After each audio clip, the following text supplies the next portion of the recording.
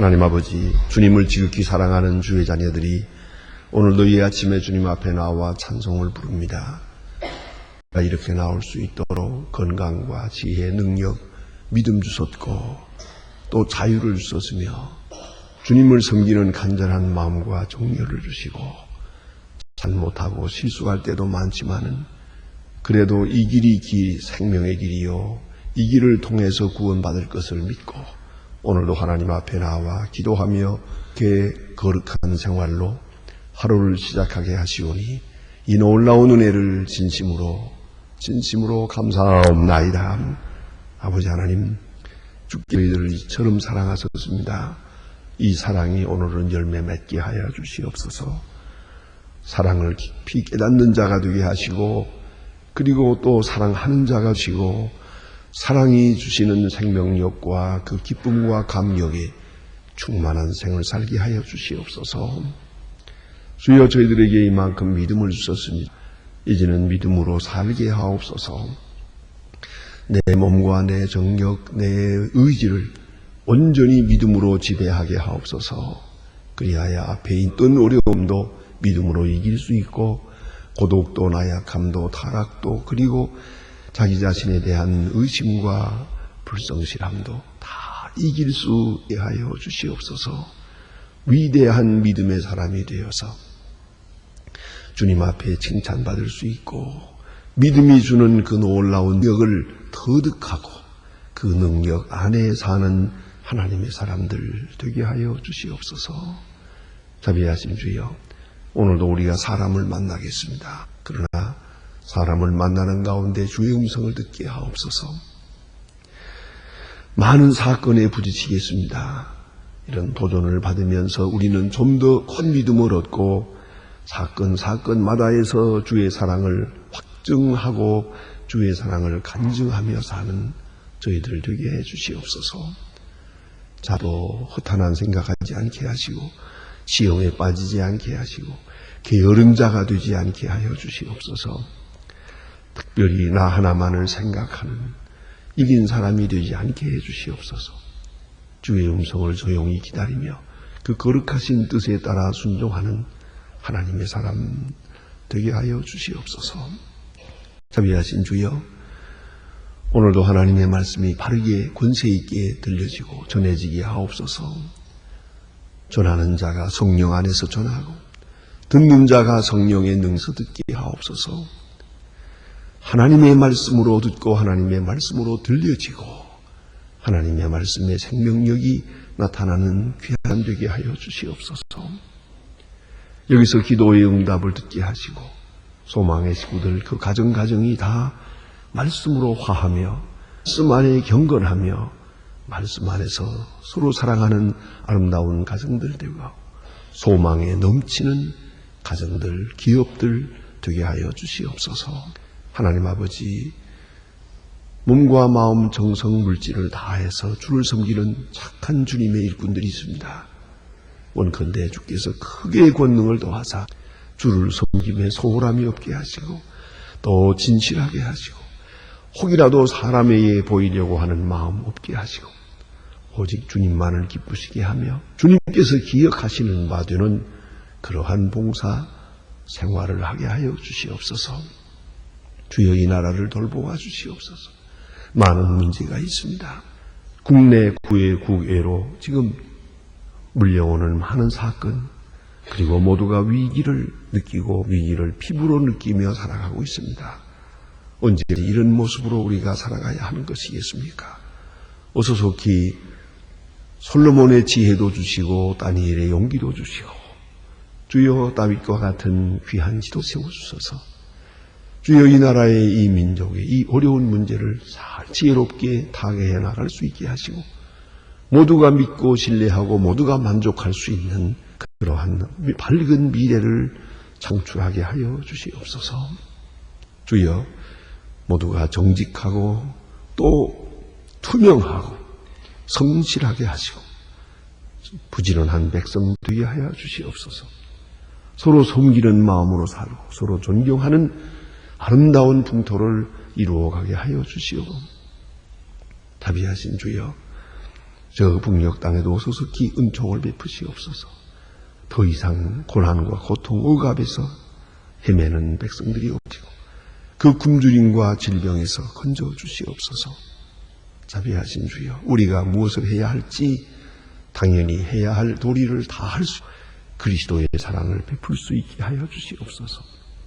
자비하신 주여, 오늘도 해외에 있든지 유학 중에 있든지 군무원 젊은이들, 그리고 출장 중에 있는 사람들, 혹은 휴가 나가 있는 사람들, 그 어디에 있든지 잠시라도 죄악에 물들지 않고 주 은혜 안에 믿음에 붙어서 기도하며 감사하며 찬양하며 살게 하시고 본부를 다하게 하옵소서. 병중에 있는 자와 슬픔을 당한 가정에 큰 은총을 내리옵소서. 사랑하시는 주님, 이 날이 복되게 하시고 주와 함께하며 주의 음성을 들으며 주의 거룩한 축복 안에 사는 은혜롭고 귀한 하루가 되게 하여 주의 이름으로 봉사할 때마다 주님의 영광이 드러나게 하여 주시옵소서. 이 하루의 모든 생활을 주께 맡기오며 주 예수 그리스도의 이름으로 기도드립니다. 아멘. 하나님의 말씀 계속해서 우리 예레미야서 49장 다 같이 보도록 하겠습니다. 예레미야 49장입니다.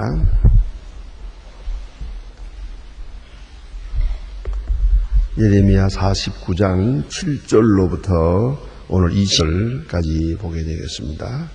오늘 에돔에 대한 말씀이 옵시다.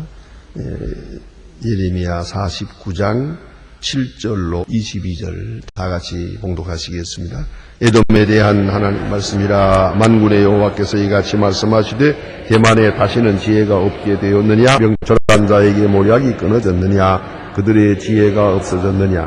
드단 검이나 돌이켜 도망할지어다. 깊은 데에 숨을지어다. 내가 에서의 재난을 그에게 임하여 그들을 벌할 때가 이르리라 하리로다. 포도를 거두는 자들이 내게 이르면 약간의 열매를 남기지 아니하겠고 밤에는 보적이 오면 그 욕심에 차기까지 이르리라.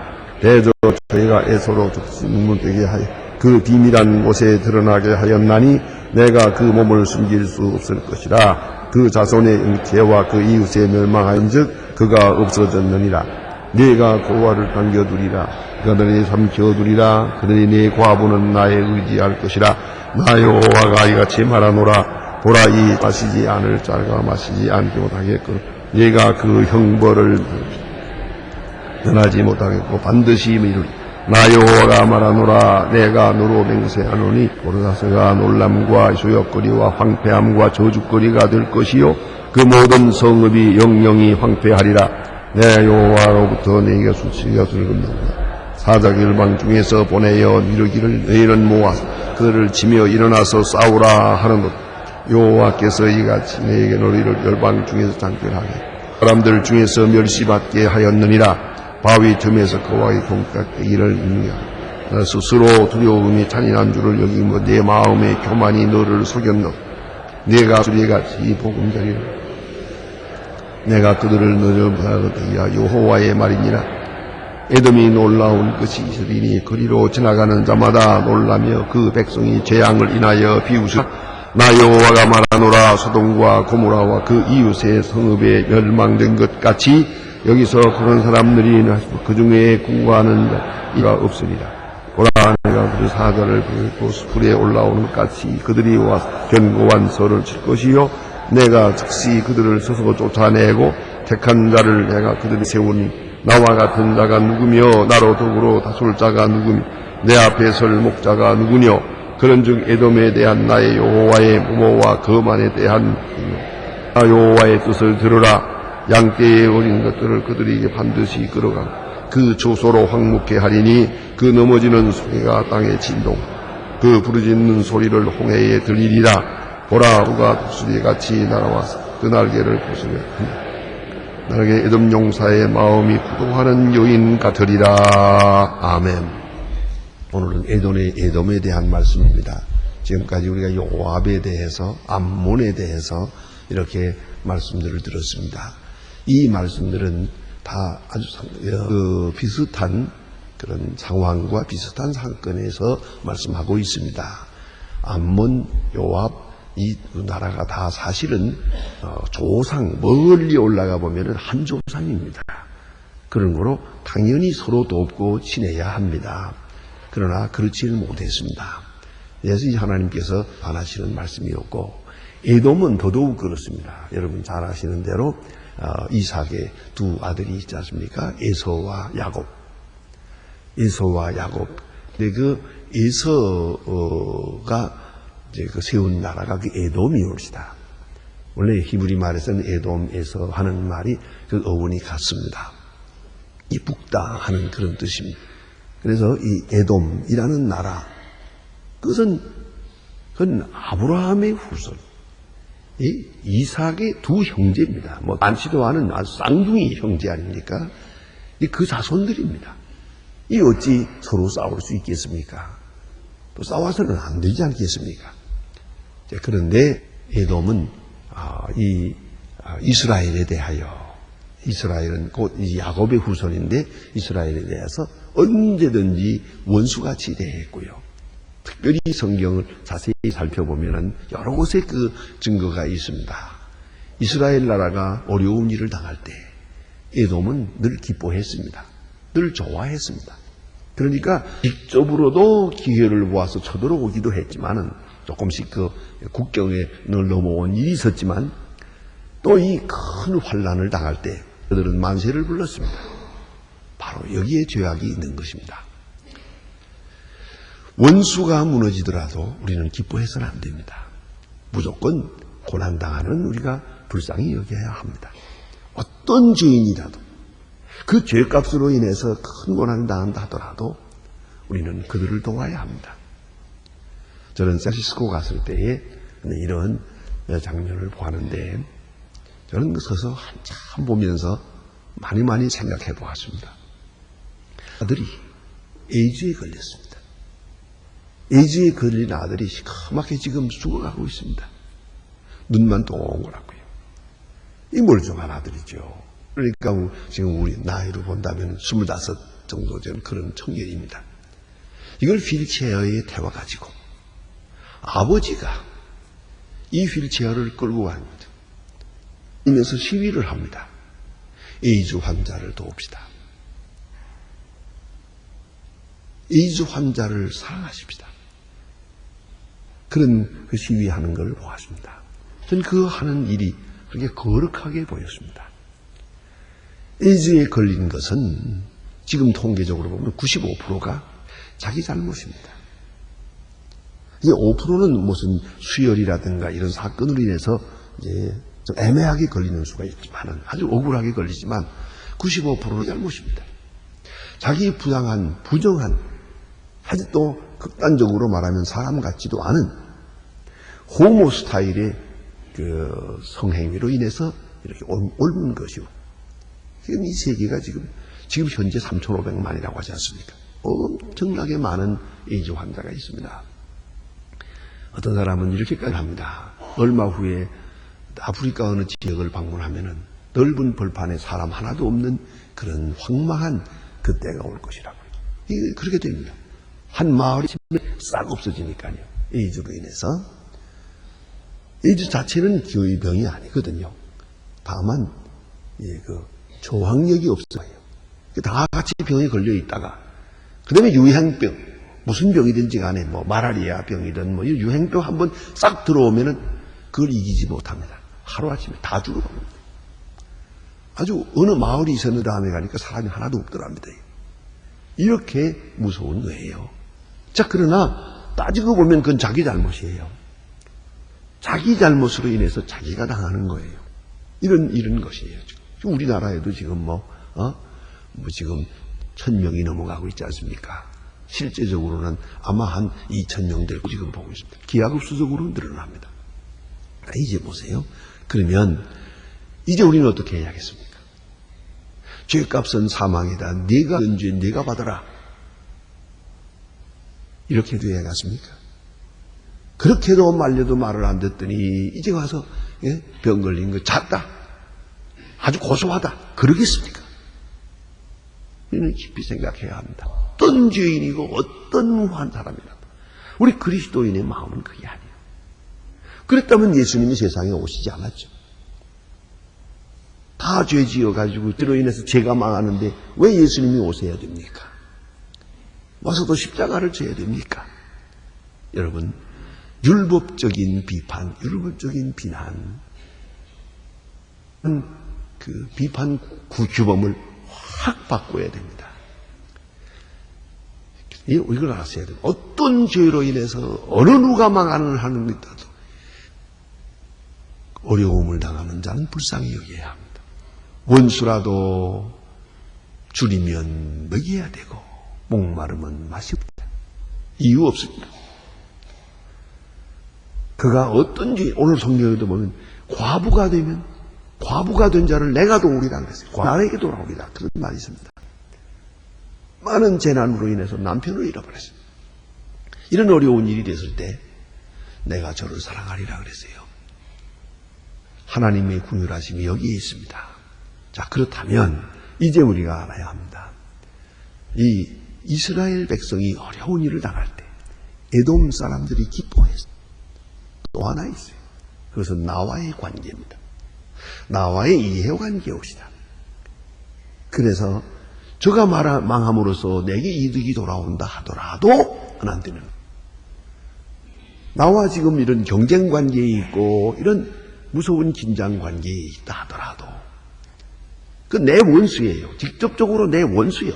그래도 원수가 무너질 때, 망할 때, 어려운 일 당할 때는 도와야 합니다. 이것이 하나님의 뜻입니다. 왜요?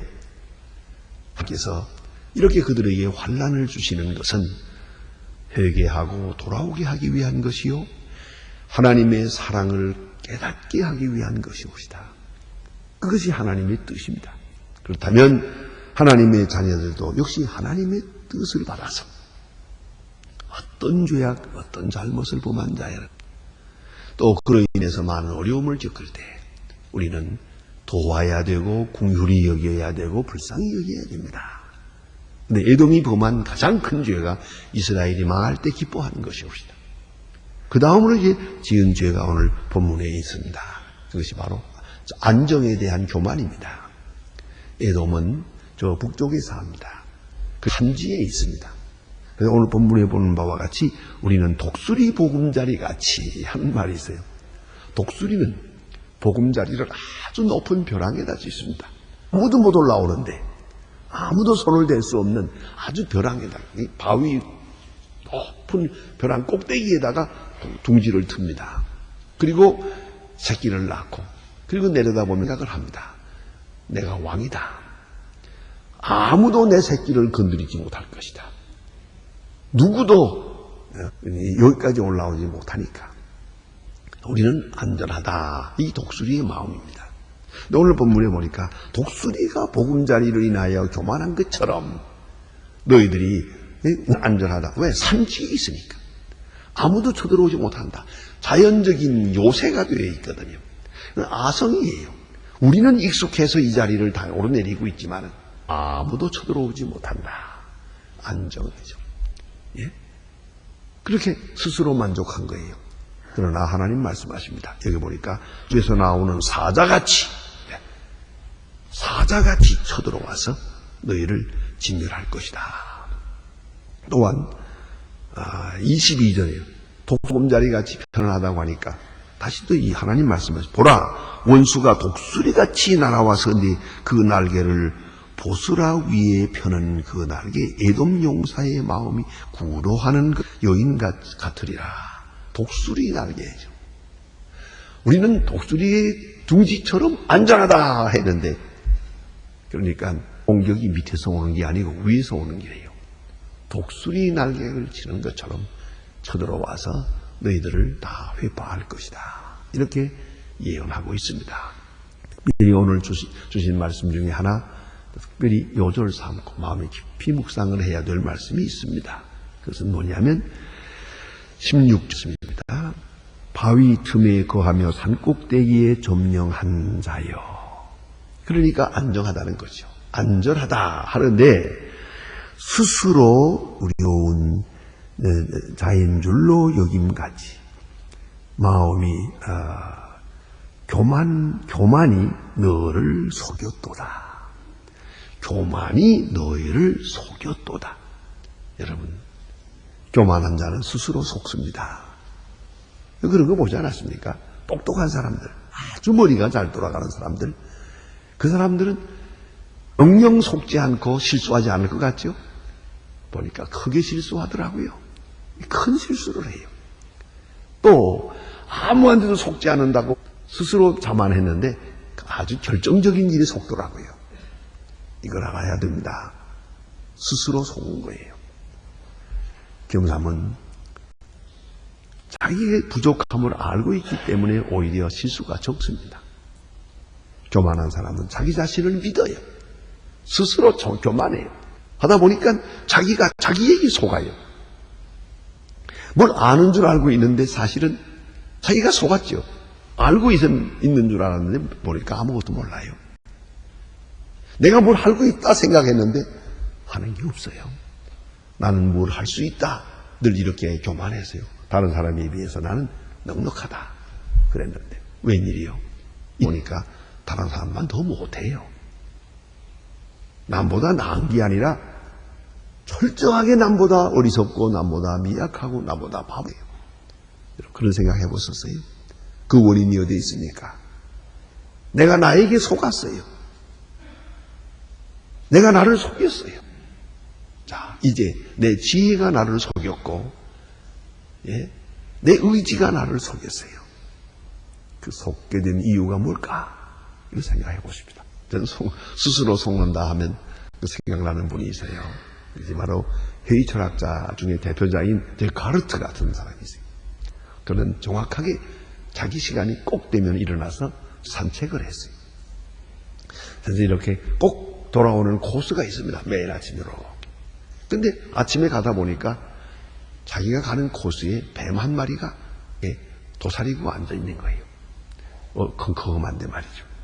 아니, 나쁜 놈. 그리고 하필이면 고기가 앉아가지고 나를 이렇게, 이거 괴롭히나 해서 멀리 돌아 산책을 했어요. 그 다음날 가면서 보니까 또 있어요. 아, 참, 이런 나쁜 놈. 그 나하고 정말 싸워볼 건가? 그래서 또, 아이고, 가는 게 좋지. 멀리 피했어요. 사흘째 되는 날, 그 자리 또 있는 거야, 뱀이. 이제는 결단을 내자. 내가 더 이상 참을 수는 없다. 그래가지고 나한테는 지팡이로다가 그게 힘껏 내려쳤어요. 치고 나서 보니까 움직이질 않아요. 자세히 보았더니 그게 새끼 오래예요. 이게 밧줄이 이렇게 엉켜 있는 거야. 이게 뱀이 아니에요. 그때 그런 생각했어요. 이 유명한 얘기입니다. 내 눈이 나를 속였다. 내 눈이 나를 속였다. 그 컴컴한 데서 그 밧줄 이렇게 빙빙 돌 살려 있는 것을, 길에 널려 있는 걸, 이걸 알고 이틀 동안이나 피해갔더라 이 말이에요. 그럼 내 눈이 나를 속였다. 내가 내 눈을 믿을 수가 없어. 여러분 그런 생각 해보셨어요? 내 눈을 내가 믿을 수 없다. 내 마음도 내가 믿을 수 없어요. 여러분 새벽기도 나올 때 이거 시계에 틀어놓고 일어나죠. 틀어놓으면 뭐래요? 따랑 가면 똥 눌러놓는 걸? 그게 내가 나를 믿을 수가 없는 거예요. 그래서 그런 사람을 위해서 만든 시계가 있더라고요. 위에서 누르게 돼 있고 저 뒤에서 또 이렇게 누르게 돼 있어요. 그러니까 위에서 누르는 거 누르면 1분 있다가 또 나요 소리가. 그래도 제 것까지 눌러놓고 자는데 어떡하나. 근데 아침에 일어나 보면은 내가 누르지 않았거든. 누가 눌렀지 이거 지금? 잠결에 그 짓을 하는 거예요. 그러니까 여러분은 여러분을 믿을 수 있어요? 여러분의 지식, 여러분의 의지, 여러분의 눈, 여러분의 판단, 여러분 이것을 믿는 마음이 교만이라는 거예요. 한마디로 말하면 나는 내가 믿을 수 없어요. 믿을 만한 존재가 못 돼요. 그렇다면 하나님께서 내게 은혜를 줘서 의지도 주고 능력도 주어서 건강도 주고 그래서 오늘 내가 여기 있는 거예요. 하나님께 감사한 거죠. 확실히 나는 나를 믿어요. 그 겸손에서부터 시작하는 거예요. 오직 하나님의 은혜로 사도 바울이 말하는 것처럼 나의 나됨은 오직 하나님의 은혜라. 하나님의 은혜. 그는 믿을 수 있어도 나는 못 믿어요. 오늘 에돔 사람들은 자기를 믿었어요. 그 교만이 자기를 교만한 마음을 가지게 될 때 자기가 자기에게 속았어요. 이제서 보니까 형편없어요. 아무것도 아니에요. 꽝 나고 무너지는 거예요. 자, 여러분, 그러므로 오늘 우리는 스스로 속는 자가 되어서는 안 되겠고, 스스로 속을 수밖에 없는 그도 처리하지 못한 교만. 내가 내 지혜를 의지하고 내 물질을 의지하고 내 젊음을 의지하고 내 건강을 의지하고 이런 마음을 싹 지워버려야 돼요. 그것이 지워버려야 비로소 겸손하게 되고, 겸손하게 될 때 곧 지혜롭게 되는 것을 알아야 합니다. 기도하십시다.